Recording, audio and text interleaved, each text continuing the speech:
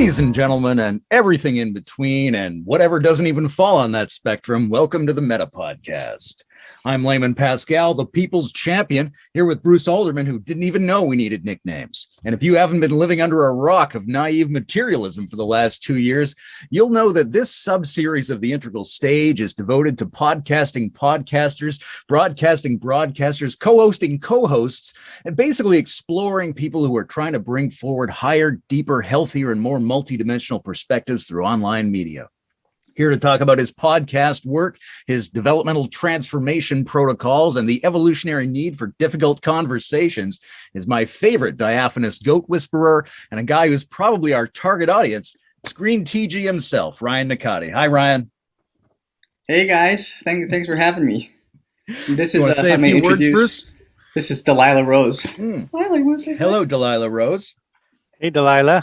I couldn't bring Layman or Bruce in here because they're too big for me to put the diaper on them at this point. So we have Delilah. It almost looks like she's got sunglasses tipped up on her forehead. Yeah, sunglasses.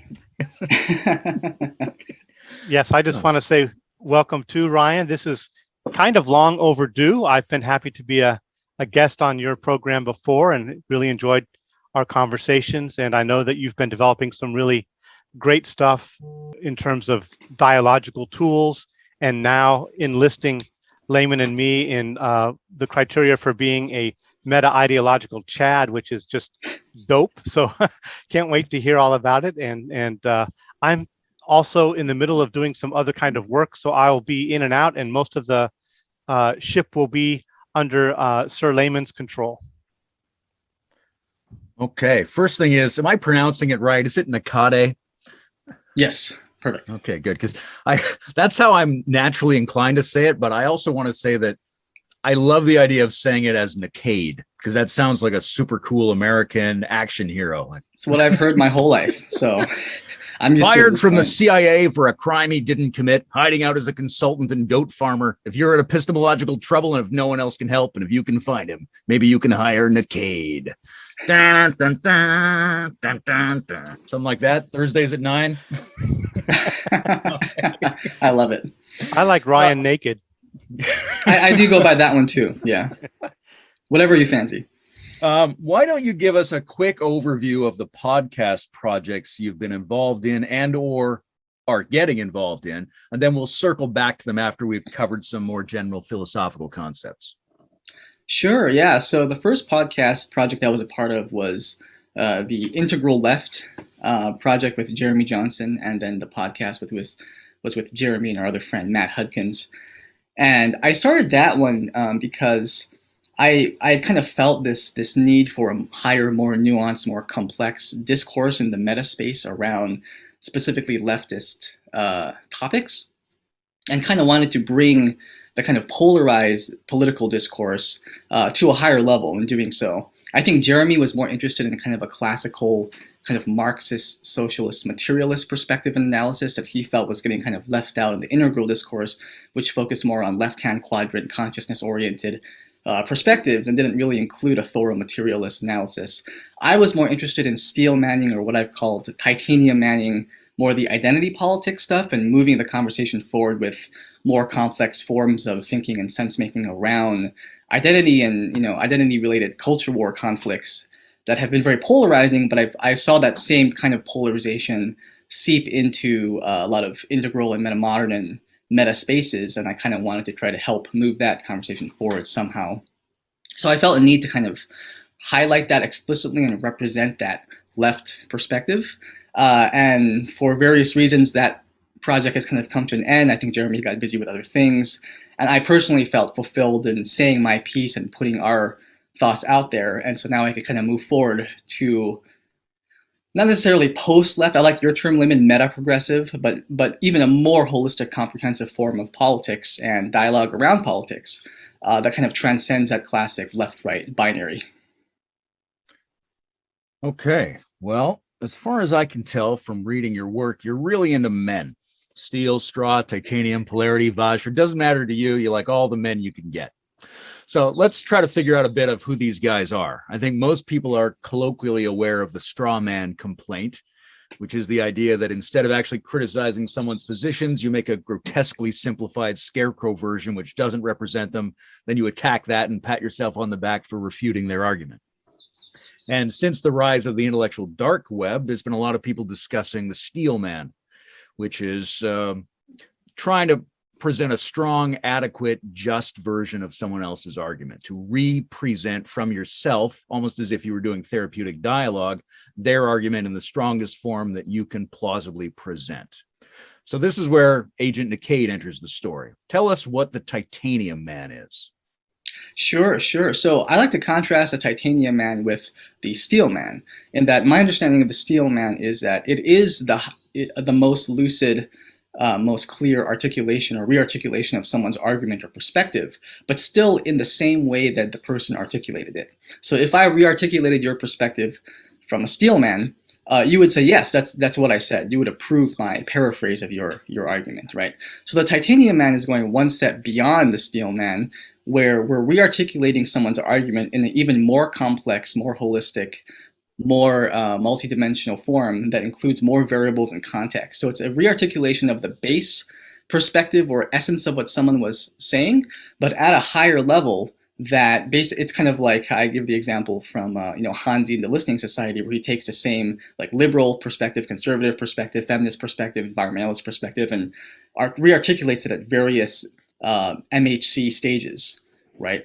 And so I see a lot of people, including someone like you, Layman and Bruce, doing this naturally as a kind of, maybe perhaps it's this kind of part of the machinery or mechanics of integrative styles of thinking, where we can take ideas that are could be polarizing or unhelpful, instead of just steel manning them, by titanium manning them, we're able to still include the essence of or whatever is valuable or truthful about that perspective, but you're rearticulating it in a higher way so that any problematic elements are shaved off, but also gives you a new kind of spin or new take on what that idea was. So I like to think of it as an ultimate exercise in mimetic creativity, where we can look past conventional meanings of the term that we may be stuck on from how it's being used in the mainstream culture, and repurpose these terms to have create new insights and provide other kinds of perspectives from old ideas, right? If that makes sense. Yeah, I think this notion of the Titanium Man really it clarifies something that is implicit in developmental and integrative metaspaces, which is the idea that we should be able to take any position and speak to what it would be like at another level.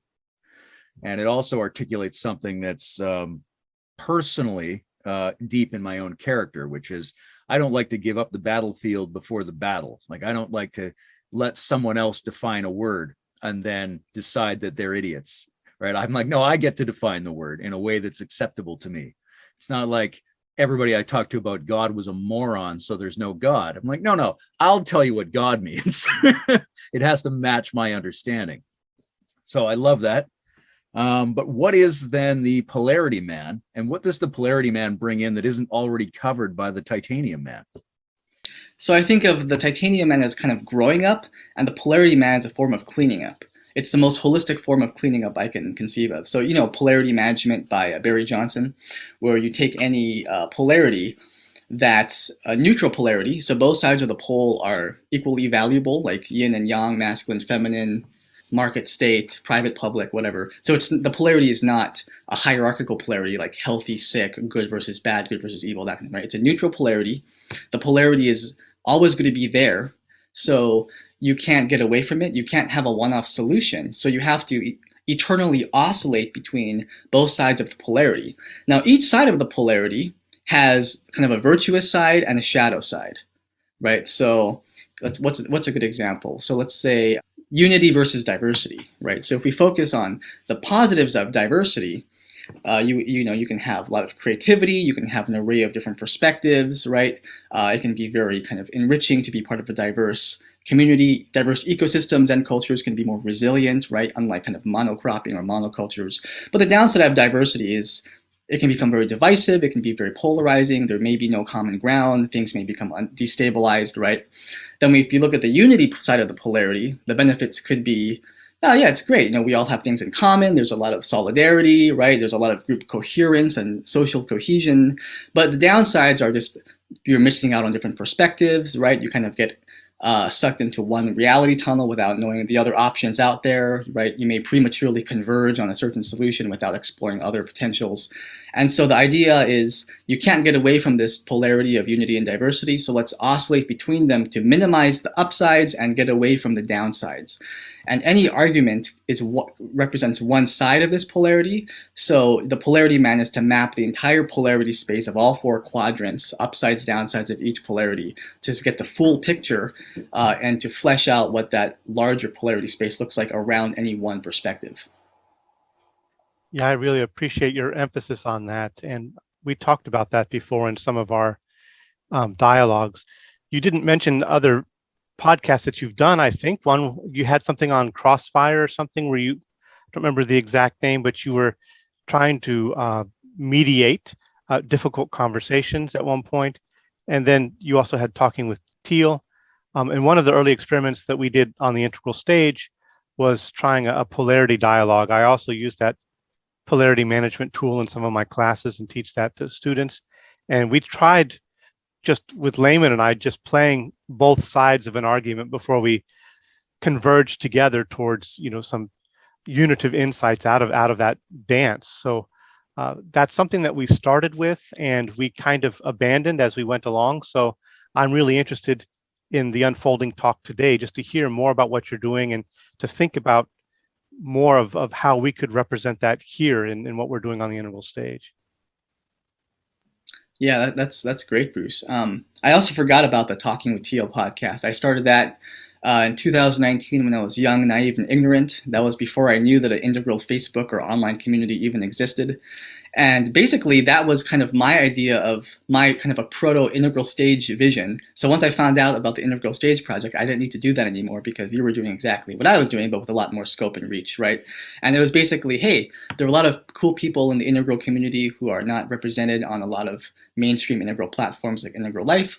Maybe I can interview them and try to capture what they're doing and what kind of unique projects and work they're doing and then kind of broadcast that out to the public. And so I had talked to you on that, Bruce, and that was a great conversation where I got to hear about some of your philosophy and background and also about the ERPES group, which I didn't know about at the time.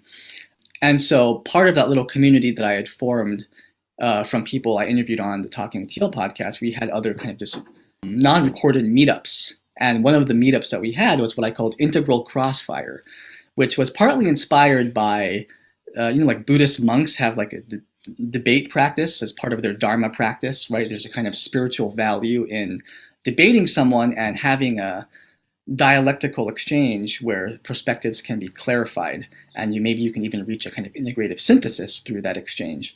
And so I wanted to use disagreement about very polarizing cultural and political topics as a way to deliberately foster and cultivate higher level developmental thinking and as a kind of shadow work to get over our own allergies and look at our biases and blind spots.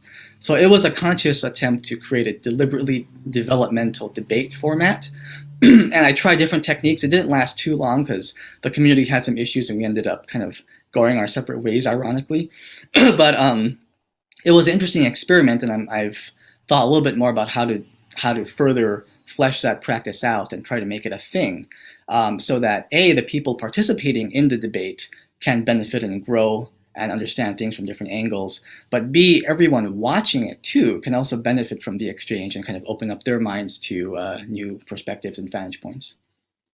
Yeah, I'd like to get into some more of those, the potential mechanics of how to do that well, and maybe what we've all been learning about that, because I think we've demonstrated pretty well that you can have a very wide range of one-on-one discussions. You can have some occasional group discussions. You can have people record their own positions and group a bunch of those position recordings together. But the back and forth, it's been really sporadic. Like Bruce says, we tried a few, right? I've moderated a few debates. You've moderated a few debates. We've all sort of tried to get something going along these lines. And we should be really trying to converge around what we've seen working and what kind of format we think could actually sustain this as a viable, ongoing kind of, meta-perspectival Thunderdome or whatever. But let's come back to that. Let's first finish off this men thing by telling us what the vajra man is. Sure. So the name is a little goofy. I'm open to changing the name, but I think so. Again, I think Titanium Man is growing up, Polarity Man is cleaning up, Vajra Man is waking up.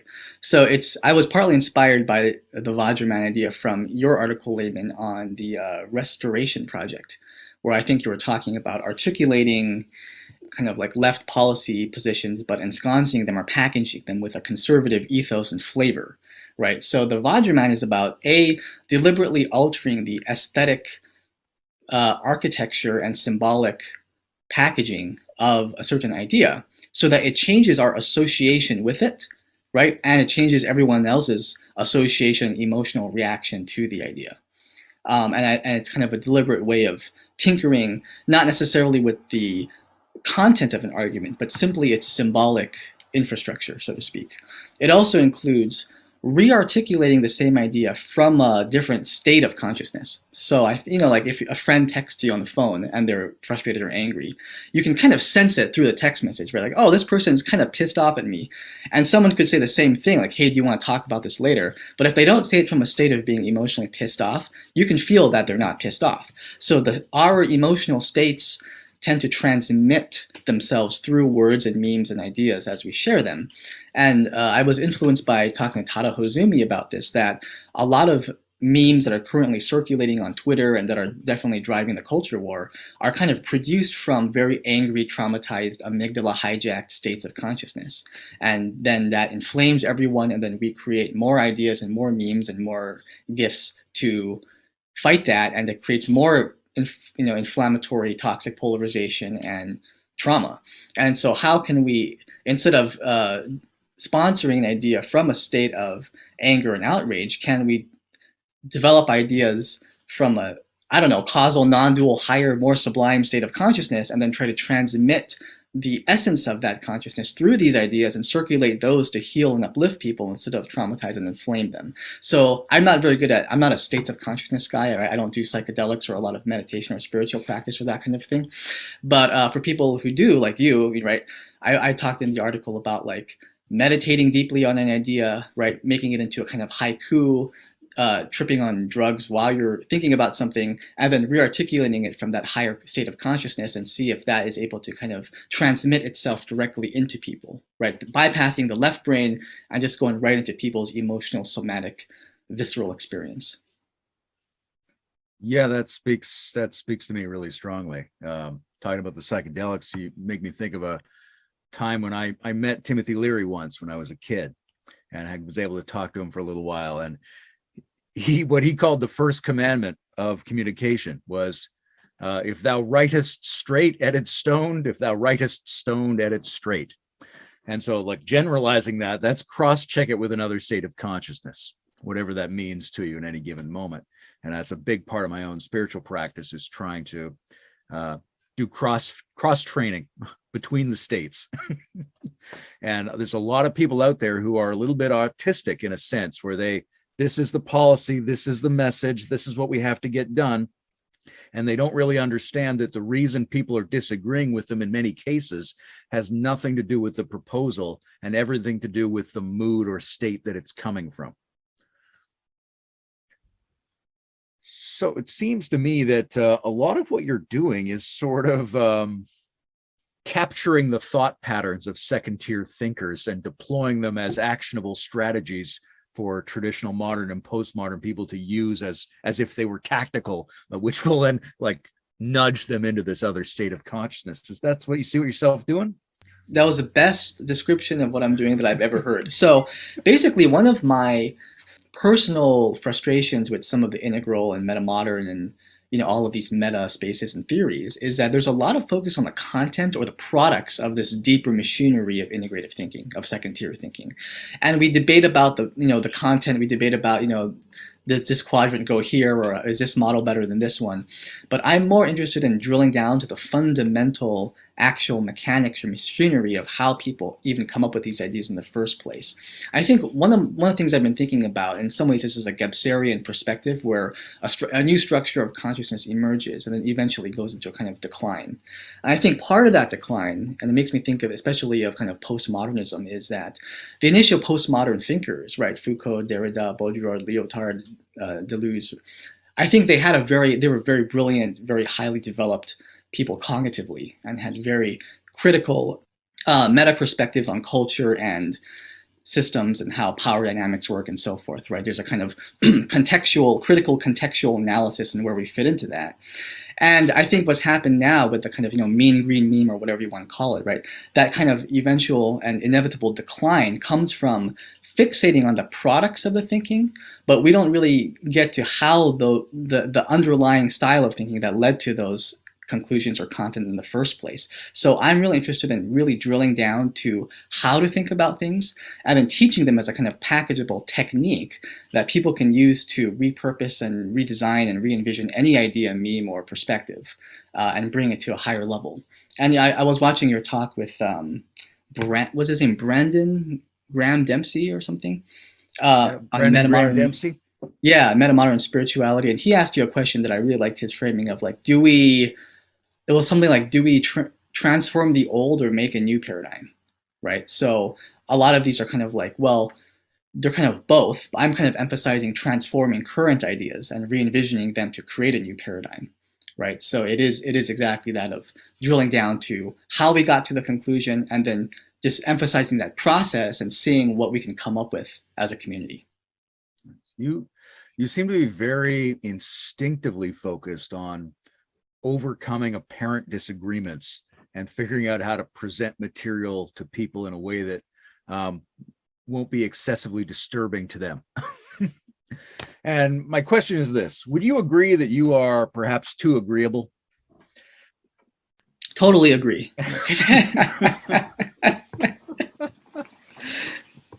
You were talking about, like, 2019 you mentioned, so that's not very long ago. You've been moving through these things very quickly, and so I've got to assume that a lot of this stuff is built into your character. And I'm curious a little bit about your background and your history. Like, how old were you when you realized you could go into a problematic field of ideas or disagreements where people were clashing in their perspectives, and you could accept that, work with that, transform that a little? How long have you known that about yourself? I think the first memory was about 4 years old on the playground during a dispute. I think I've always kind of had that compulsion for kind of peace building and mediation. I never really had the skills until 2019, where I actually took a training and became a mediator and kind of learned how to think in that way and how to best approach conflict. Yeah, I think that for me, that my real interest in that is that conflict, especially, culture war conflicts at scale, are really opportunities for transformation, right? So there is a kind of field of mediation called transformative mediation that emphasizes the interaction pattern between the parties in conflict and creating a transformative experience for everyone involved, which even takes precedence over the agreement or conclusion that the parties reach with each other, right? The transformative process is emphasized over coming to an agreement. And that's something I'm really interested in, right? Is how do we leverage all of the conflicts we're seeing now as to basically launch us towards a more integrative metamodern future.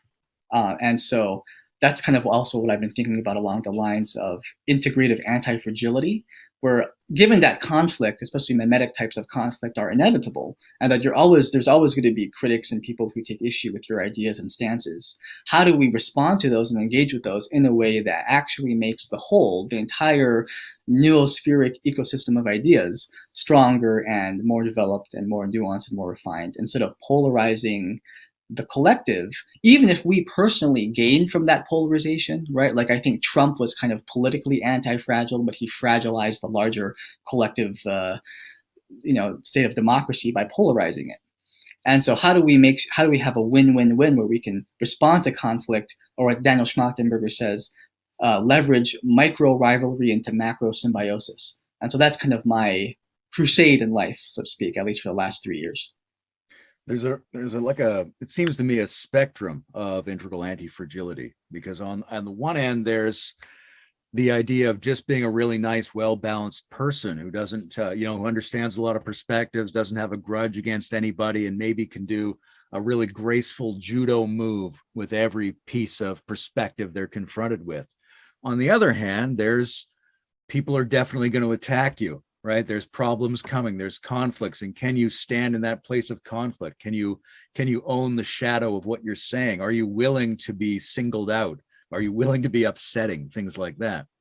So, like, how do you see those two skill sets complementing each other going forward? The non-problematic person who sort of sidesteps or enfolds every conflict, but also the need to sacrificially put yourself in the place of conflict, right? Well, as that was one of the things Trump did very well, was he just sort of showed up and owned the uncomfortable space. I think about this every day because I'm developing programs in Portland, which I've talked to both of you about kind of my vision of, anti-racism or social justice, or kind of an integral reincarnation of these ideas using the titanium man and polarity man and vajra man, that kind of thing. So like I'm teaching a workshop on equity and for some mediation institutions, and I'm calling it complequity, right? It's a portmanteau of equity and complexity, really exploring the whole complexity of the human being and being mindful not to reduce people just to their social identity or positionality, right? I had my whole diaphanous anti-racism article where I'm trying to kind of emphasize the paradoxical nature of race and making sure that we don't re-reify racial categories when we're trying to liberate ourselves from them. So I've already been attacked a lot by other people in my community for kind of messing with popular notions of what, green forms of activism. So I think a lot about, how do I start the right fights, right? How do I start fights that are going to lead to some kind of greater gain for the collective? How do I start a fight and engage with the dialogical back and forth in such a way where I'm learning something, they're learning something, and everyone watching the conflict is learning something and changing their thinking about it? And so my strategy is basically find the right fights to pick, start them, and invite people to a dialogue where it can be as public as possible. And that's where I try to use my mediation skills in real time to really try to understand what they're saying, steelman what they're saying, and affirm all of the valuable, important things that they're offering, while also then offering my own critique or perspective and hopefully arriving at a higher level synthesis where I think a lot of confusions can be clarified and people can recontextualize their thinking around these very polarizing topics.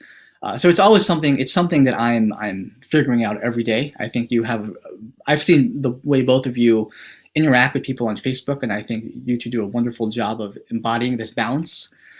And so it's something I think I don't have a prescriptive formula, but certainly something I'm trying to develop. Sounds like you're talking about cultural mixed martial arts. I'd just like to say that this also is really leading up to your Meta-Ideological chat, if you can say anything about that. Yeah, it's kind of a joke. I mean, there's a reason why in that article I wrote on Medium on this subject, I put a picture of Goku from Dragon Ball and ended it with a picture of one of my goats. But it's basically a play on Hansi Freinot's 5 Things That Make You Meta-Modern, or whatever that article is called, which, no offense, I felt was a little lame, like a little banal, and so I kind of wanted to spice it up with some juicy terms like Chad, and kind of have a more playful and ironic element to it. So I have been working on this project with Nate Kaufman, who Layman from our Reconstitution project, and we're interested in articulating a meta-political vision that really emphasizes a few things, but one of them is kind of seeing politics and integral political practice as an analog to integral post-metaphysical spirituality, where instead of and I would like to hear both of your thoughts on kind of what integral post-metaphysical spirituality is, so we can really kind of use that as an analog for what I'm trying to develop with Nate. But the idea is basically, instead of having a meta perspective and cycling through various ontological and metaphysical understandings to kind of grok reality in its wholeness, we're going to do the same thing with political ideologies, right? We can, whatever, Marxism, anarchism, libertarianism, classical liberalism, individualism, collectivism, whatever it is, we can kind of titanium man and refine these various ideological perspectives, find nuggets of truth and ideas that are worth expanding, and then kind of cycle through them so our sense making of whatever's happening politically or our understanding of society at large is really come at from all of these different angles, right? So we can understand what all the critiques that are being made from these perspectives, all of the affirmative visions that these perspectives are offering, and in doing so, arriving at a more whole meta-synthesis of all these perspectives to come up with these kind of omni-win solutions that can be valued by, if not, hopefully as many people as possible from every, mimetic tribe or political camp. Yeah, terrific. Yeah, I think probably both of us would love to talk to you about that, because I think there's just a few core ideas around integral post-metaphysical spirituality that make a lot of sense, right? The simplest one is, hey, you can do the practices and they cause the effects. It doesn't have to be associated with any particular belief system or cosmology. And then that's integral when you start thinking about their developmental phases or developmental layers of cosmologies. And these things, whatever they are, should be operative at all those levels, right? Spirituality and religion isn't just about mythic membership cosmologies. It should be a set of functional practices that can operate in any of those. And if it's a set of functional practices that can sustain this whole wheel of perspectives, but also one that leans into the kind of very nuanced, advanced postmodern critique from which people might want to say that they're post-metaphysical, where we can say, like, look, we're not only beyond the traditional dogmatic metaphysics of the mythic cultures, we've also challenged the implicit metaphysical constructs of modernity. And now we're in a place where we have to treat the world as if agnosticism and indeterminacy and multi-perspectivalism is built into the fabric, into the ontology of being. So that's the more advanced part. But the simplest part is just that, yeah, you can do this and it works and it causes these effects and there's these different perspectives, and that doesn't mean you've bought into any belief system necessarily. I think you and I were talking a little bit about the possibility of a deck of cards, because I'd gotten this idea from Christopher Alexander, and some of the people interested in his work on pattern and architecture and ththings like that have made this deck of cards where they say, hey, if this problem arises, then this is usually what solves it. And so you could have a tarot deck of situations. You go, here's the Marxist, here's the capitalist, here's this second tier, here's the amber, right? If you run into this problem, this is usually the solution, flip the card over, so that you could at least, there's no way that it's going to be comprehensive, but we could at least start listing a couple of dozen things that we frequently run into or frequently need to include, and what usually happens when we include those things and how we include them well. That would be a really useful tool going forward, I think. Yeah, absolutely. I'd love to work on that project. And I think part of it too is that every perspective, every stage, right, every value set, every ideology is going to look at integral or meta-modern ideas from their own vantage point, and to a degree kind of distort them, and therefore have an attack or a critique of what we're up to. And so one example that's just been on my mind lately, because it kind of makes me smile, is I was watching John Vervaeke talk to Jonathan Pageau, and they were having a little debate because Pageau accused Vervaeke of kind of like an eclecticism. And Vervaeke was saying, this is not an eclecticism. I'm interested in synoptic integration, which is, to me, Vervaeke is a very integral thinker when it comes to kind of upper left quadrant, cognitive science and spiritual ideas. And Pageau was just like, I don't know, dude. Like, I feel like you're digging too many, you're digging too many holes, right, to try to find the water. When you should really just go deeper in one path, because you need a kind of one narrative to really make sense of your reality and go deep into that spiritually. And I think what Vervaeke was advocating for is more similarly to your surplus integration model. And so that's a kind of interesting situation where someone sees an integration attempt as a kind of mere eclecticism or spiritual dilutism. So how do we respond to that, right? In the kind of religious spiritual sphere, right? How do we respond to that in a way where maybe someone like Pageau could understand what synoptic integration means, and everyone else watching who is kind of from Pageau's camp may be able to say, oh, that's actually kind of interesting and different from what I associated what you're up to with through my own lens, where I kind of misinterpret that as mere eclecticism. So yeah, creating a kind of another common attack too is like you're doing the both sidesism. The one that people come at me with, which is probably a fair criticism, is kind of the meta detachment, right? So it's like, wait, Ryan, aren't you going to get mad about this? Like, where's the anger? This is a legitimate problem. This is a legitimate injustice. Why aren't you kind of joining me in moral outrage solidarity? And it's just like, well, I don't know. Like, it's not really who I am. I kind of tend to talk in a detached meta way where I see perspectives and ideologies as just perspectives and mental models and heuristics. And so I don't totally buy into those things as if that is reality, because the map is not the territory, but people have gotten frustrated with me with that kind of attitude, right? So I'm looking for skillful responses to these, and hopefully engendering a more complex, comprehensive form of dialogue in the process. Yeah, it's a very interesting process because you have to be able to capitalize on whatever value that person is centering in themselves. So it'd be like, yeah, I'm just not that kind of guy. I'm looking at it from this. You're like, that's perfectly reasonable. But there's also got to be some kind of bridge where you can say to them, hey, I understand you are morally focused and emotionally focused on this. And let me explain to you why, from a moral and emotional point of view, I should be doing exactly this. And maybe you should be joining me.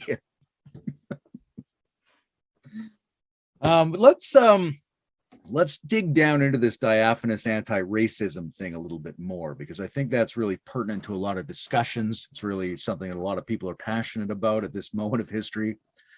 It seems like you're saying we don't want to get lost in the very categories that we're trying to include and transcend. But what does that really look like? Because right now, the conversation, the instinctive conversation in the big countries seems to be between people who still want a liberal, colorblind, universal humanitarian society. And so they don't want to go forward with these racial distinction categories. They think that's regressive. On the other hand, there's a lot of people who say, no, that's the very thing we have to integrate and take into account. And you are sabotaging the improvement of general human well-being by emphasizing this premature universalism. But you've got to sort of take on how to be transparent to the social categories that we nonetheless have to own about ourselves. Yeah, really, really well said. And it's interesting because the whole diaphanous anti-racism thing, there are several people who've been very influential in my thinking about that, who I'd like to thank publicly, right? One was, I had a few great talks with Brent Cooper, and he was, the whole idea of re-reifying categories, racial categories or identity categories, inadvertently when trying to advocate for those groups' liberation is a problem. And so he said that we need to see race as being paradoxical. In some ways, from a Buddhist perspective, it's kind of like a form emptiness interconnection, right? Where race is both real and not real in a way. It's very real in terms of the subjective lived experience of people who've experienced racialization or race-based traumas or oppressions, but it's also in some sense a social category and a complete fiction that's been reified in our culture over the course of history and institutionally, right? So it is paradoxical, and what Brent said was it can only be solved, it has to be solved paradoxically, lest we re-entrench those categories even further. And I was also, of course, influenced by Jeremy's work from Gebser and this idea of diaphaneity or transparency, where you're able, from Gebser's perspective, right, diaphaneity is kind of the hallmark of the integral structure. You're able to kind of see through all of the previous structures of consciousness into this kind of diaphanous wholeness, right? And it's different from a meta perspective, because you're not jumping out of the context and surveying all the options from a 40,000-foot perspective. You're embodied in it, and you're seeing through everything that came before you into this kind of unfolding wholeness. And so I said, oh, that sounds pretty juicy and spiritual and sweet. Let's apply that to racism, right? So the idea of the diaphanous anti-racism was, how can we have a form of social justice advocacy that emphasizes this seeing through and rendering diaphanous these categories that have been crystallized through history and in our systems, and see deeper layers of the human being through them. And the very notion of seeing through something is kind of a both and, in the sense that you're seeing the thing, but you're seeing the kind of contextual lived experience of someone's racial and ethnic background. But you're also seeing through that into deeper, more complex, more subtle layers of the human being. And actually, I've kind of gotten away from this approach, thought many times about deleting that Medium article, because when I went to a lot of activist groups in Portland, no one knew what the hell I was talking about. What the hell is diaphanous? What the hell is reification, right? Well, people had no idea what that meant. So I switched to more of the complequity approach, where my critique of kind of unhealthy woke culture is a form of identity reductionism, where the full complexity of the human being is reduced to one social identity or one variable. And instead, to really flesh out the divisual, right, the infinitely divisible human entity, and all of our social positionalities and systemic entanglement dynamics that have constructed our emergent sense of self, and to really unpack that in its most holistic form of complexity, and really get a deep sense of who we are as this beautiful, mysterious, numinous, conscious entity. And that includes social categories, right? That includes the socialization effects from our social identities, from race, from gender, from sexuality, and it can be helpful and illuminating to critically reflect on that. But also including other dimensions, right? What are your core values, right? What is your spiritual life like? Who are you as a person? So we're not reducing you crudely to just one social identity variable or category, right? So that's kind of what I've been exploring. I have various worksheets and diagrams and group practices to explore that with people. And I'm going to lead these trainings over the summer, and I'll let you know how it goes. Terrific. Yeah, there's a sort of, I think one of the key things we're starting to see about integral politics or meta-progressive politics, or whatever you want to call it, is it requires an expanded framing of intersectionality in order to accommodate the multivariate nature of what it is to be a human being. And when you mentioned Brent and the reifying of the categories, I thought immediately of a part of a Trevor Noah stand-up comedy routine that I'd seen, where he said he was walking in New York with a group of his white friends. Somebody yelled out, "Hey, monkey!" And his white friend leans over and goes, "I'm sorry you had to hear that." And he's thinking, why did you assume it was about me? Right? You're paradoxically carrying forward the category assumption. So on the one hand, we have to be more aware of the complex, plural, flexible interaction between these different categories, but we equally have to be more aware of, are these the categories and where did we get them? I heard you use the term Procrustean categories, which I think is very apt.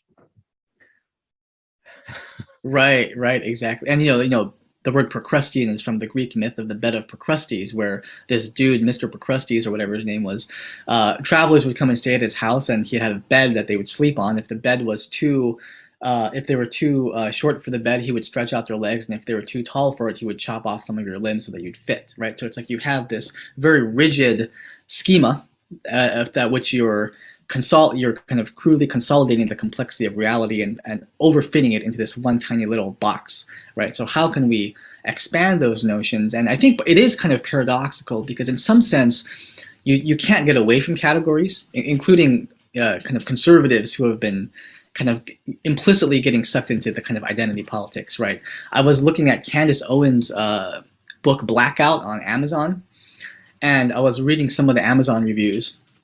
And this one lady was praising the book, and she was saying how she's a black woman conservative and how it's so important for black conservatives to read this. And then she put a picture of herself proving that she was a black woman conservative, right?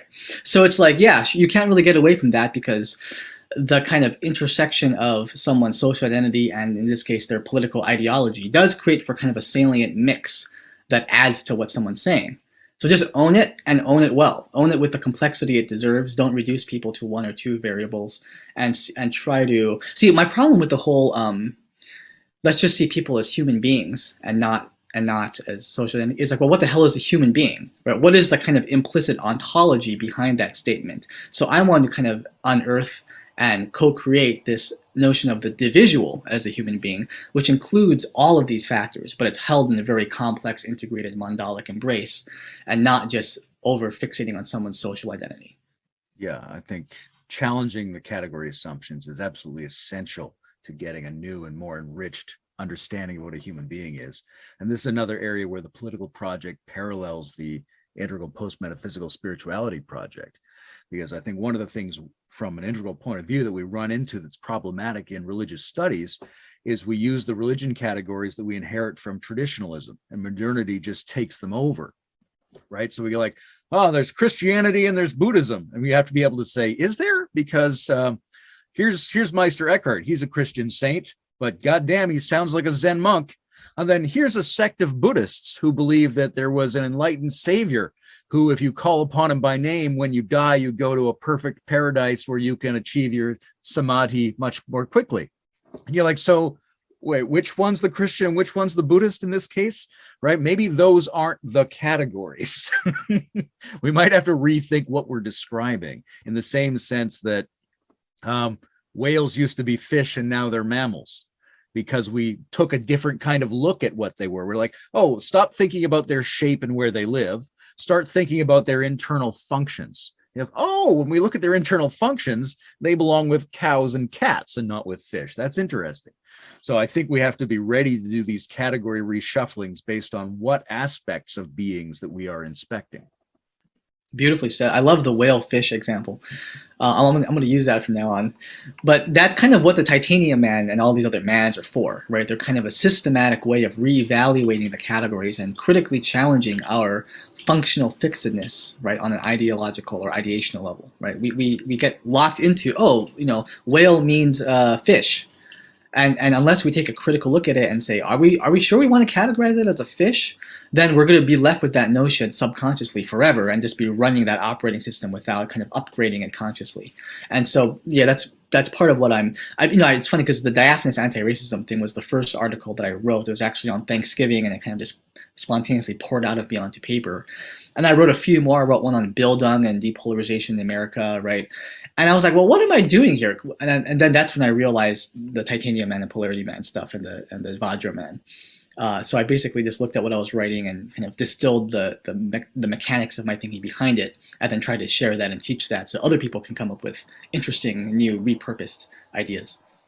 In preparing for this discussion, I kept coming across something in my own mind, which was, I don't know, it's maybe a different kind of man. Maybe it's covered by the ones you're talking about, but maybe it isn't, and you could help me name it. Because it has to do with making something more complicated, right? I had a discussion with John Vervaeke about politics, and he said, we got to be a little bit cautious here because I have this position at the university I have to protect. And I said, we're going to talk about it at such a nuanced level, no one's even going to know what we're saying. So nobody's going to get upset. They won't even be following. And it made me think of a famous Milton Erickson, who's sort of the father of American hypnotherapy. There's a famous event where a guy who compulsively carried a cross around and no other form of therapy would work came to Milton, and Milton said, yeah, you're right. You've got to carry that cross around. But my research says it doesn't actually work unless you carry two crosses around. So now this guy's got to start carrying a second cross with him all the time. And this actually breaks open his psyche because it's something he could accept, but it's also something that made it a lot more complicated, right? And so this idea of the form of man that makes something almost too complicated to fit in one of the prior categories is intriguing to me. Like, what would be an example? Or like if I were to say, now this is risky. All right. You know what always bothered me about the word nigger? It's the it's the suffix. Sounds like toaster, lover, explorer, as if it was a grammatical agent accomplishing an action. But what's the action? What is nigging, and what does it mean to nig? No one ever explained that to me when I was a kid. And that's probably why I've had a great deal of stuntedness in my racial sensitivity to the point where I'm borderline tolerable. So, like, what does your brain do to that paragraph? Like what kind of a thing is that? It's called the cancel net. No, it's called the Bruce is going to edit this and delete that. No. I mean, I would consider that a form of the titanium man because there is a kind of critical reevaluation of that idea, and you're kind of the complicating factor, right? The complexifying dynamic, that is kind of a key tenet of the titanium man. I wouldn't apply the titanium man probably to that word, but we can call that the Layman Pascal man. Okay, the Pascal man. Yeah, because the way I see it is there might be ways, right? And it's only certain kinds of contexts in which a person will be able to do this, where you could bring forth something that's right at the edge of what's tolerable. And usually, because it's so intolerable, it fits into a certain slot for us. But if you were to add a couple of more things to it, put a few branches on this tree, it'd be much harder for it to get into that slot because it's getting grabbed by these additional complications you put on top of it.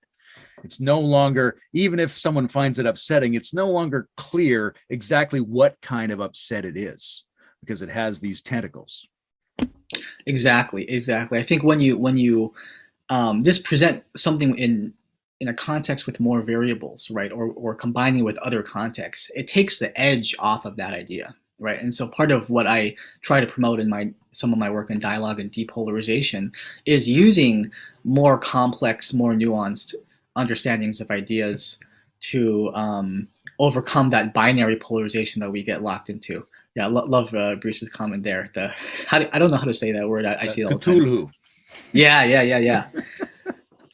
It is, and that is to me again one of the main aspects of the titanium. Like, let's take another controversial example, cancel-worthy example that I've been thinking about too. Is the whole race and IQ debate, right? And what I don't see people saying on any sides of this debate is how valuable is IQ anyway, right? That's only one form of intelligence, and if we understood that in the context of the entire array of human intelligences in a kind of Howard Gardner integral way, well, so what if your IQ may be lower because you might have very high EQ, you might have very high kinesthetic intelligence, you might have very high artistic intelligence, and so we have to critically challenge our overvaluing of just IQ and its implication, for example, in education, so children can develop most holistically, right? And IQ is not even the same as developmental complexity, right? So just adding more into the equation helps to kind of recontextualize the problem space, while also supplementing it with more variables that takes the edge off of the really divisive part of it. Yeah, I think this is in many respects the fundamental thing that a post-progressive, meta-progressive integral thing can bring in, because it accepts the pluralistic critique, but it takes it another step. Like, it's not just how are we relating to the different sides or agents or groups in this thing. It's like, what are we also presuming when we look at that battlefield? Right. And I think we see this in politics as well. Like, we're like, oh, there's too much partisanship. And we're not necessarily looking at the things that always get bipartisan support, that are the deep part of the system, of which the contradiction between the big groups that we're looking at is possibly even a self-protective disguise for that deeper assumption.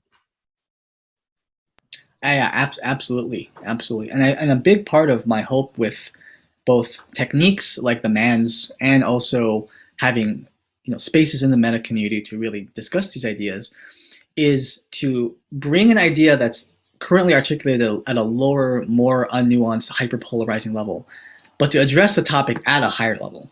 And I think one of the things that we've done is we've, to a degree, committed the stage code fallacy, right? Kind of like what you were mentioning earlier about the Buddhists and the Christians and people conflating religious ideology with the level of complexity that it's articulated at, and really consciously separating that so that we can talk about content that's articulated in a very not complex, not developmentally sophisticated way at a higher level. Because if we don't do that, in my opinion, it's very easy for that just to become a shadow.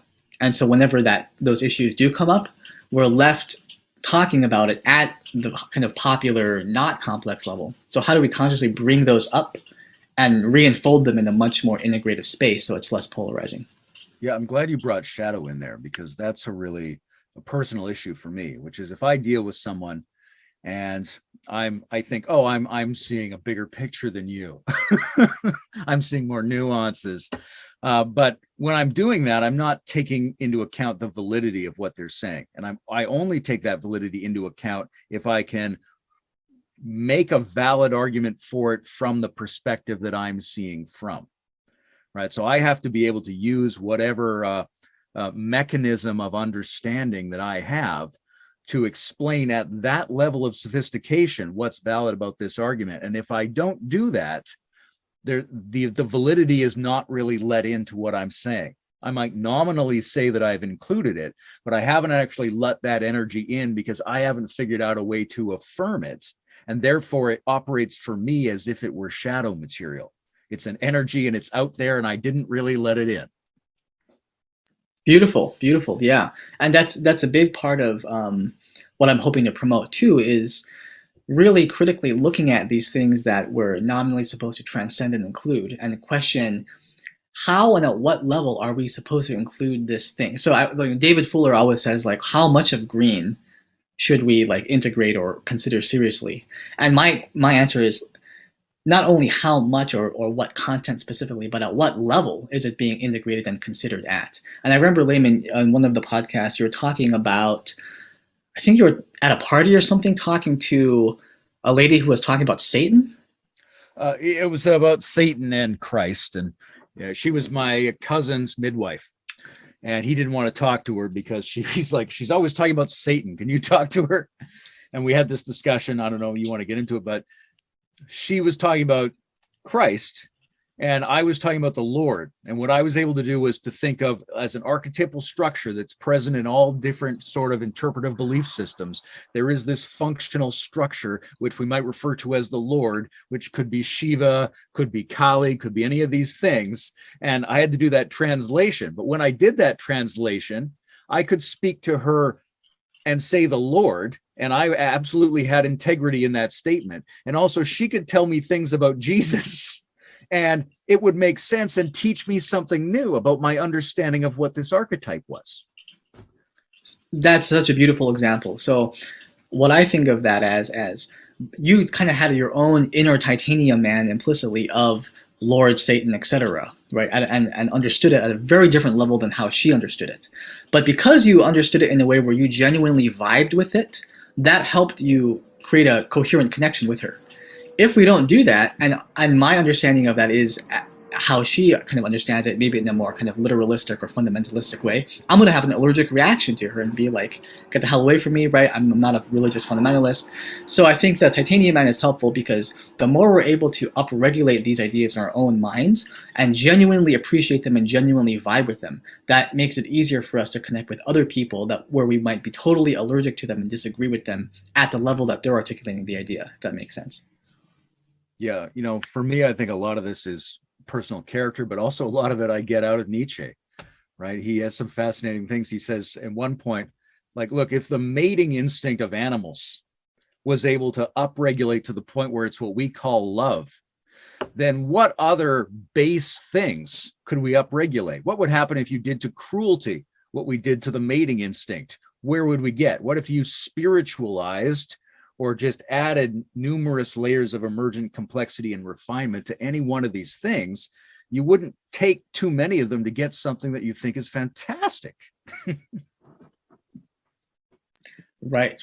I feel like, this process has always been going on, right? I mean, we have Westboro Baptist Church understanding of Christianity, and we have, what was his name, Paul Smith's integral Christianity, right, with Luke Healy, right? So it's like we have the full spectrum, and I think theology is one field where there's always wars over the interpretation of the Bible or the text or whatever, right? We can have a Islamic terrorist understanding of jihad, and we can have a Sufi mystic understanding of jihad. It becomes very dubious about whether Christianity or Islam is a category at that point.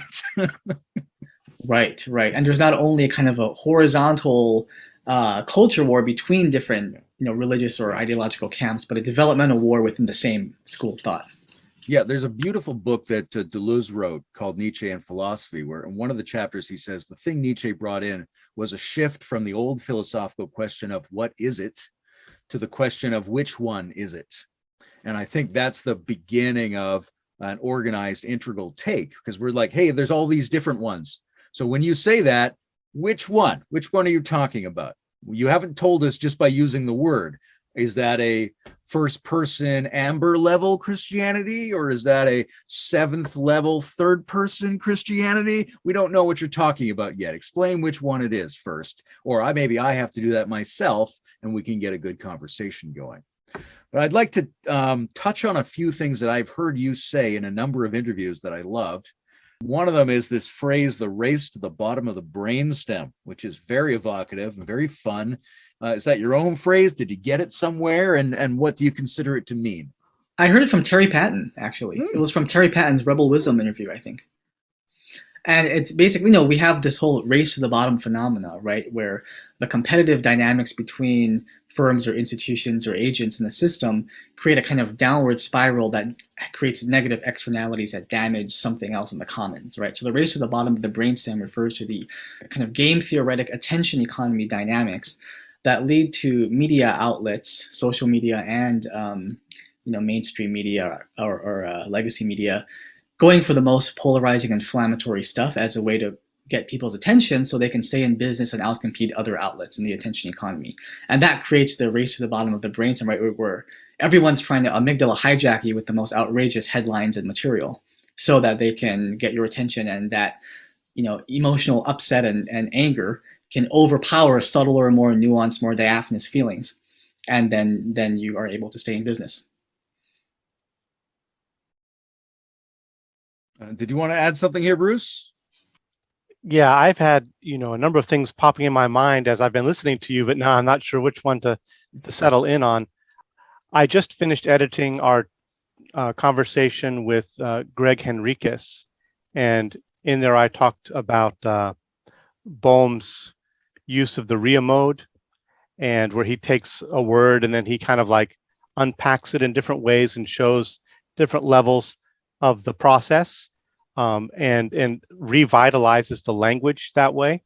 And you, Layman, commented then that you saw that as basically an exemplar of a process that goes on, in the complexification of thought and, developmental movements in cognition. So I think also that play with language probably plays very well into, what Ryan is talking about with Titanium Man, and even possibly with Vajra Man, in the sense that sometimes language play can also be a state shifting, factor, that language used in certain ways can not only give you new insights, but actually help shift states. There's a nosemic quality to language that I think that we, probably could get better at. Some artists are really good at that, and I think it's a skill to cultivate. Yeah, I think that leads right back to where I wanted to go, because in terms of getting the semantic structures to richly reflect the reality structures to the point where they can generate an integrative surplus, that means you've got to get these balances just right in terms of their nuance, their detail. And that brings me to asking about something else I've heard Ryan say a few times, which is the relationship between hypocognition and hypercognition. Right. So like how well, what is the balance? What is a mutually catalyzing, richer lived experience of how we use our memes relative to our experience? Like where do we have insufficient memes for our experience, and where do we have insufficient experience for our memes?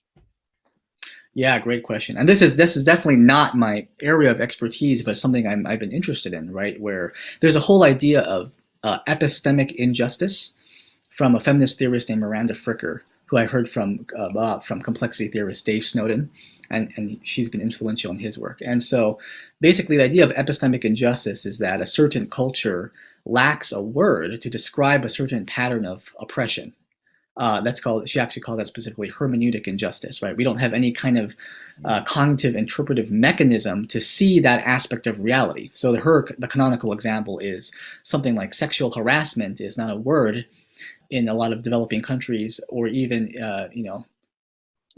prior to like the 50s and 60s in America. And so women can be sexually harassed, and there might be a kind of internalized trauma or pattern of experience that engenders, but we don't have any ways of capturing that experience or sense making around it because we don't have a word for it. And so that would be a problem of hypocognition. We don't have a word for something, and then it basically becomes a kind of hermeneutic injustice in society at large, right? There's another great example from Robert Levy's anthropological adventures in the Pacific Islands. Are you familiar with this? Where he went there and saw that, I think it was Tahitians or some Pacific Island tribe didn't have a word for grief, right?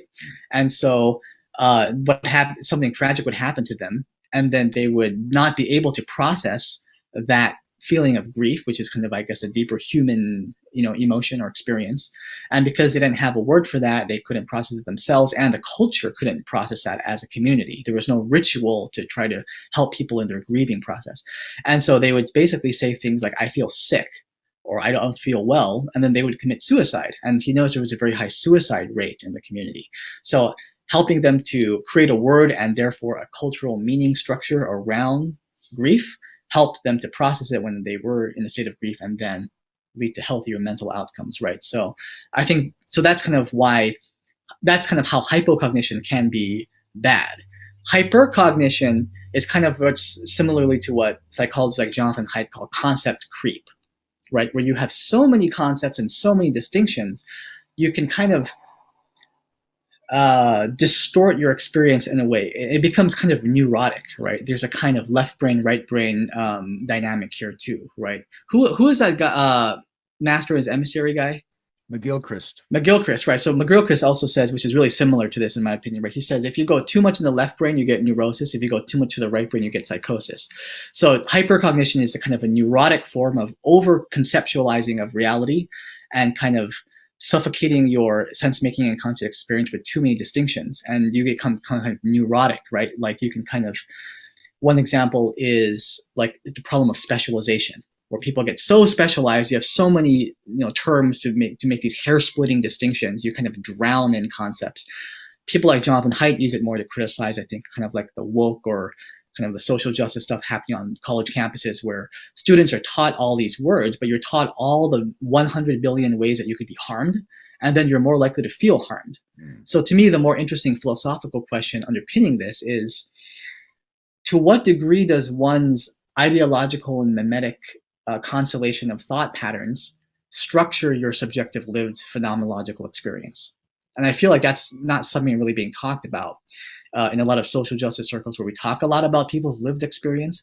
But to what degree is your lived experience influenced by the interpretive schemas you're running, right? So two people might have a very similar experience, but interpret them completely differently after the fact, because they have different ideologies through which they frame the experience, and that can lead to adverse or beneficial outcomes. Yeah, it's absolutely understudied and under-assimilated. And I think the people that do touch on it do it in a very clumsy way, which is they start to just feel like all of my reality is just whatever was programmed into my software by the words that I use.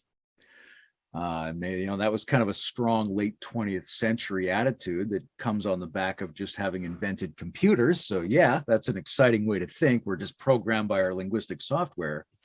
But I think we do need to study that, but we need to study it with an alignment towards the value we're trying to find, right? That we want the optimal way of getting our languaging and memes to resonate with our experience, such and understanding how they mutually influence each other in order to get a certain kind of coherence or harmony out of that, rather than just thinking, oh my God, the magic spell of words is creating everything. That doesn't get us any higher harmony. So we have to keep higher harmony in the frame as the telos of the critique.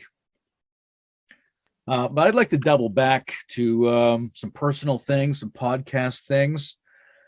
A few years ago, at Bruce's encouragement, I agreed to give a talk called What the Fuck is Meta Theory at the Integral Theory Conference in 2015. And I had 3 rules for myself at the conference. It was run everywhere, drink everything, hug everyone. And so in one of the buildings at the Sonoma University, there was this huge flight of stairs, and I would be running up and down this flight of stairs constantly, full energy. And at the bottom of this flight of stairs was a little cluster of couches. I sat there, had a great conversation with Don Beck one day, but there was a guy who was always sitting on these couches on his laptop, and it was Jeremy Johnson. That's how I met him. And I'm curious, how you met him and what your impressions of him were and why you thought, hey, I can collaborate with this guy. I can do a project. I can co-host things. I can work with this guy. What was it about him that made you feel like, yeah, this will work? It's really funny because I actually met him, I think it was in 2019, through that community I had started from Talking with Teal. Interviewed him on Talking with Teal. And he was really bringing in this Gebserian perspective. I didn't know anything about Gebser. And some people in the community were a little annoyed by him because we were all hardcore Wilburites, and who the hell is this guy bringing in Gebser and kind of critiquing Wilbur from a Gebserian perspective, right? And so I got his book, Seeing Through the World. I read it, and then what I wanted to do was have a debate with him where I would advocate for a Wilburian perspective and he would advocate for a Gebserian perspective, and we'd see what happened. And so I ordered Ever-Present Origin, and 15 pages in, I was completely converted to Gebser. And I was like, oh my god, this is just amazing. This is blowing my mind. And what I really appreciate about Jeremy is he has a very beautiful kind of aesthetic and poetic way of describing the phenomenology and phenomenological reality of integrality. And he does it in a very embodied way, where he's really able to, I feel, embody kind of the spirit of what Gebser meant by the integral structure, and then kind of transmit that to you, kind of vajra man style, right? And that's something that's really informed my thinking, right? And actually now I realize too that Gebser's perspective is, at least in the way that I'm downloading it, still just another kind of heuristic to understand reality.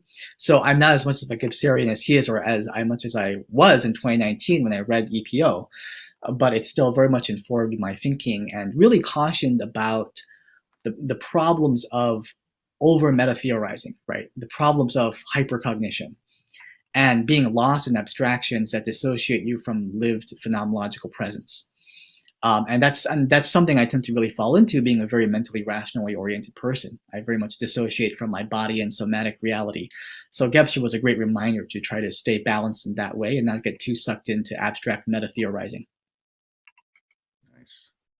I just was going to say, I thought you emphasized that point well in your, humorous Meta-Ideological Chad article, where you really said, it's not enough to stay up there mentally masturbating in your ivory tower, though it does sound nice, but it's not enough. You've really got to get down there and do stuff. And that really means mixing with different groups of people. And one thing I thought about that, there's something, are you familiar with Castaneda when he talks about kind of the process of losing your form? And Don Juan and Castaneda talk about losing your form, but one of the practices that Don Juan gave to Carlos was to basically put on a different identity and then go into groups of people that and don't let them recognize you. Really embody a different way of being to a degree that you can show up with a different affect, a different style, a different set of values, a different way of engaging, and actually enter convincingly into that space. And he gave him assignments to go into these different groups and just try that on as an exercise in shifting the fluidity of his ability to enter different mimetic spaces, but also to have a more fluid and flexible self fitting for a Nagual, And so I think that's, that it's a nice consonance there with what you're talking about. That's absolutely fascinating. He was kind of the OG mimetic infiltrator. Kind of sounds to me almost a variation of the ideological Turing test, where you can articulate a perspective or position with such kind of convincing authority and clarity and understanding, steelman understanding of it, that people in that tribe really think that you believe that or hold that position yourself. So it is a practice in that kind of mimetic and perspectival fluidity, and getting feedback from people on whether you're passing the test or not. So yeah, I'll have to look into that, Bruce. Thanks for sharing me that. There's a real spiritual utility in separating yourself from the roles that you're playing and your tendency to get identified. One of the things that came up at the Integral Stage second anniversary party was a hunger from some of the people to hear more difficult discussions. And so there's a question around, what does that mean? There's a question around, how do we take the risk that's necessary to take personally, internally, in order to get to that edge that makes a conversation difficult? Two styles present themselves right away, because we're doing an integral stage. There's a notion of, hey, well, we're going to bring in a much wider range of people from that meta space and all these communities, or even like that conversation I moderated about panarchy and meta-modern progressivism. Let's see how intense and how divergent the perspectives within this space of discussion could be. But then there's the sense of, what about relating outside that discussion? That you and Damiano have done these sort of, hey, let's talk to flat earthers, or right. So there's these two zones. One is, how divergent, how difficult a conversation can we have that's legitimate within the meta space? And then how do we handle the difficult encounters between the meta space and other spaces? And if we were going to set up some project, which one's the most important one to work on? Which set of skills should we be digging into here? Oh man, that's rough. I'm so passionate about both of them.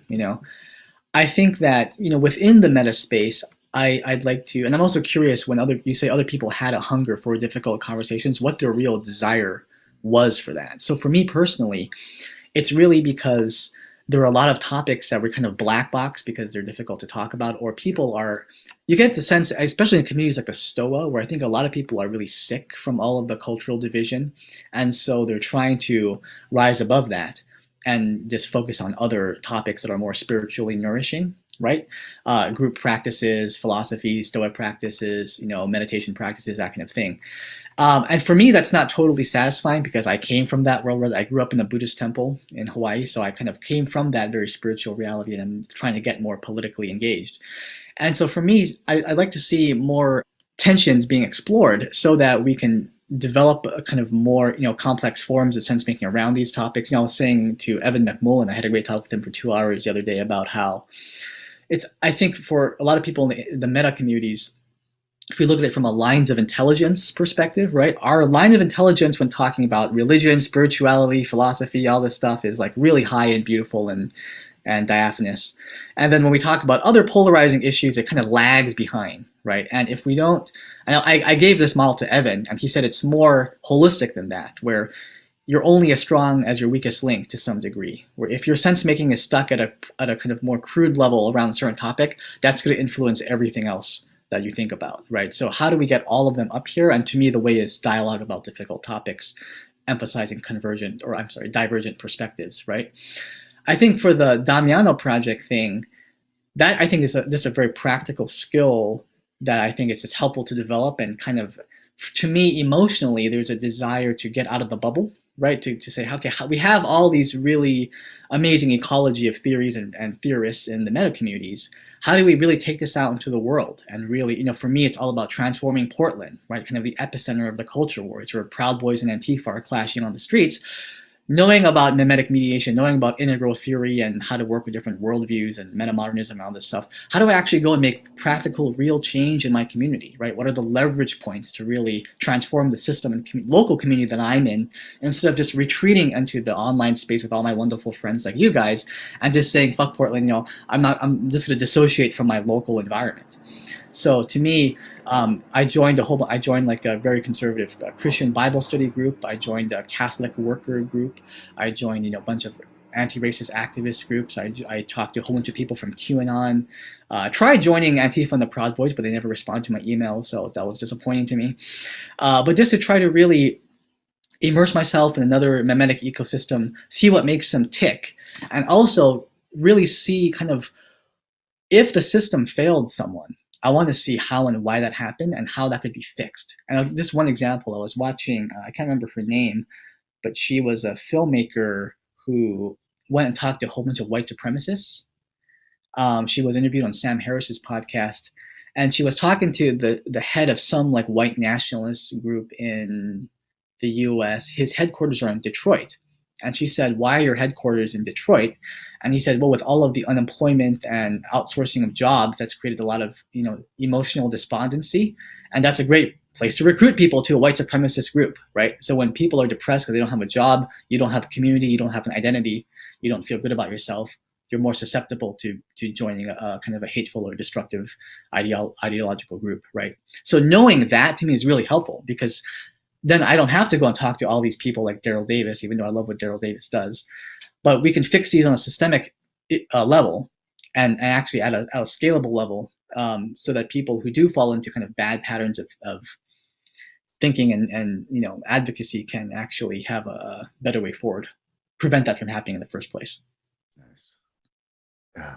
I mean, you asked, what did these people mean when they advocated for more difficult conversations? And I have 3 guesses. I would say part of it is the black box thing, in a way, that these are people who have feelings and insights that they think are pretty good, pretty competent, pretty non-problematic, and pretty interesting.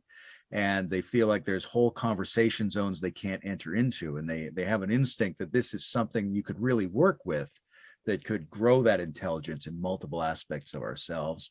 And they're not seeing any examples of people entering that conversation space and refining those particular qualities that they can see are there and really never get to interact with or enrich. So that's one. I think another one is just human nature to want something exciting. There's the race to the bottom of the brainstem, but why can't we take that same impulse for things to be exciting and conflict oriented and have that divert up the brainstem, right? But it's not good enough to have boring analyses of what the world looks like from a higher perspective.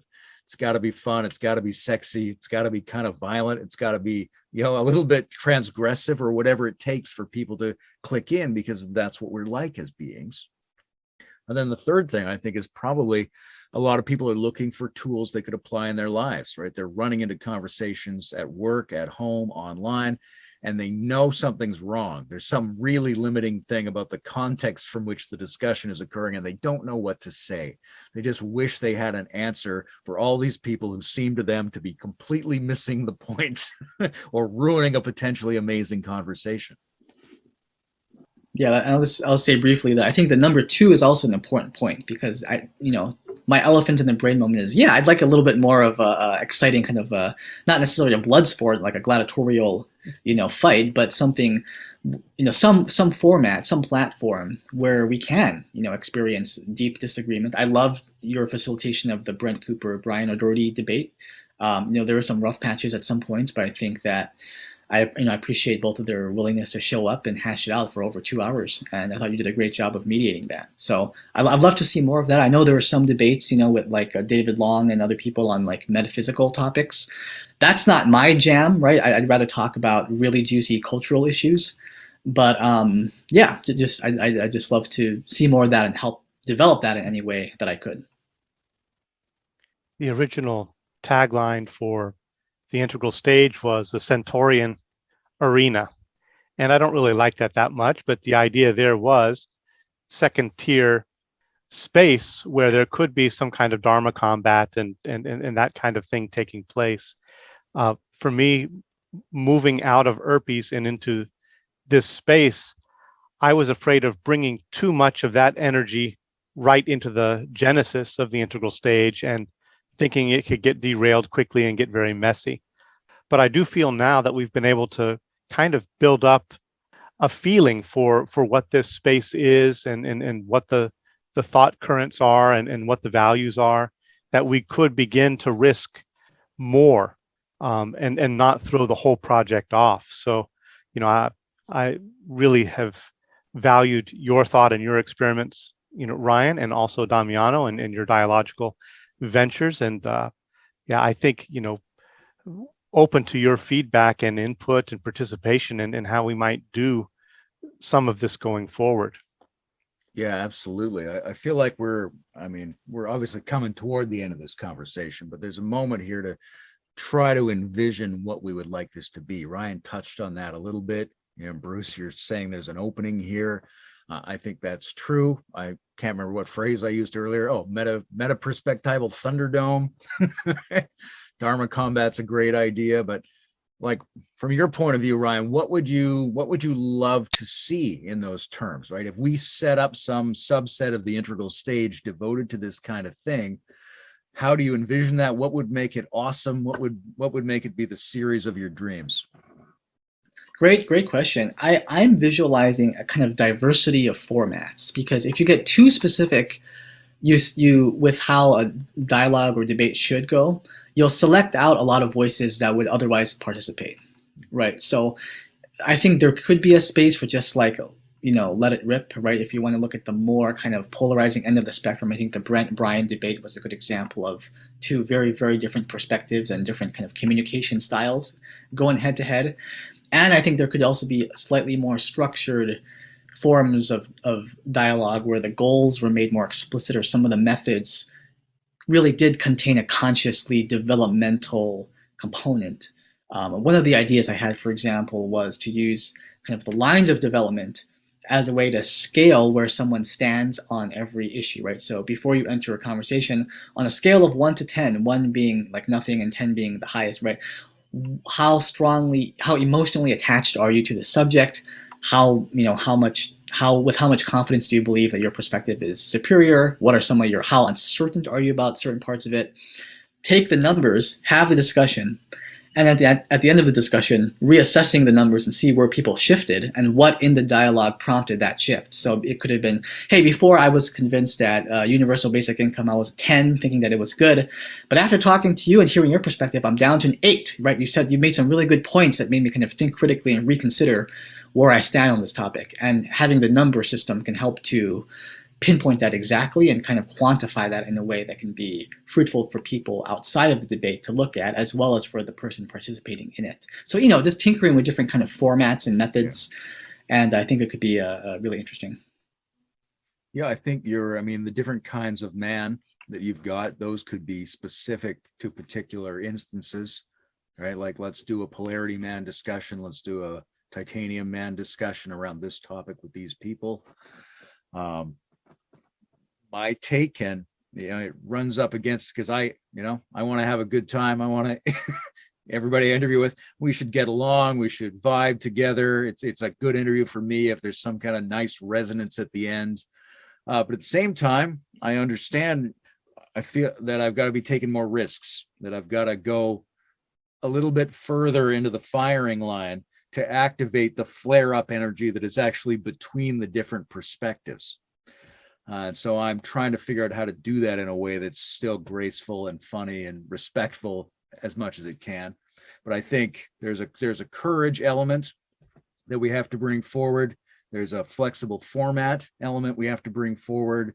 There's some different specific conversational methodologies, such as you've been working on, that we might need to implement.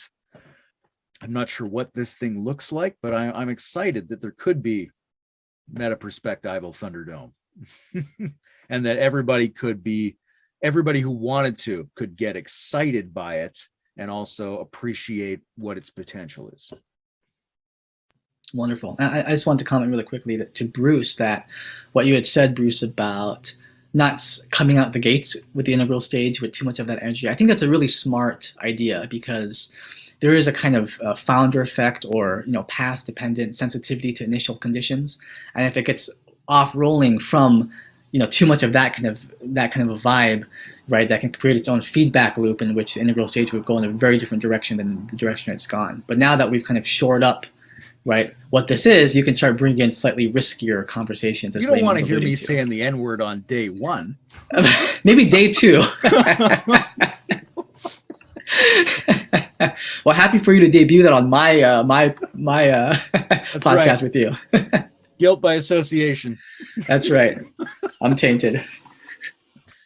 I just happen to think you nig very well, Layman.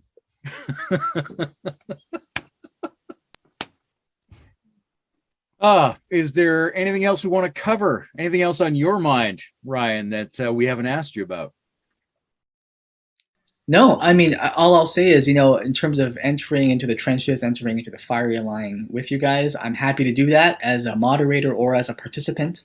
Happy to talk about anything to anyone, even if we want to start off some debates and I can be someone, in the debate to kind of maybe model some of the techniques I use, or just have me help facilitate and moderate it and kind of fuck around with it and mess up and then improve it, and have everyone see that process. I think I would be down for any of those. So really great to talk to both of you today. And looking forward to what we can come up with.